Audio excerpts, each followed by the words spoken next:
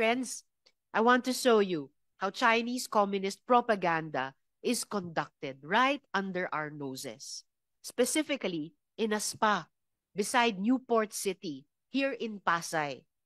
Itong Yatay Spa was once associated with Shi Zhejiang, but we have no knowledge if he still has controlling interest. Nagpamasahe po doon ang aking informants a few weeks ago, and they took a photo of this QR code that was freely available in the buffet area. Ito po ang sumambulat nung kinlik namin ang QR code.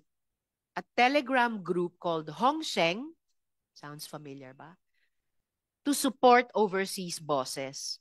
I don't know if this is the Hongsheng of Guo Huaping in Bamban, but hardly anything surprises me anymore at this point.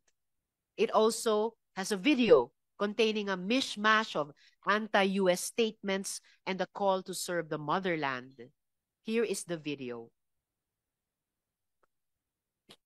要想把中国出名是吧？这是痴心妄想，怎么可能呢？他有点不自量力，不思悔改，信口雌黄，自作多情，痴心妄想，厚颜无耻，罔顾事实，颠倒黑白，不自量力而大言不惭，是竹篮打水一场空。美国号称自己是全世界自由的灯塔，但这灯塔似乎不怎么亮。无论走到哪里，祖国在你身后。鸿盛与您合作。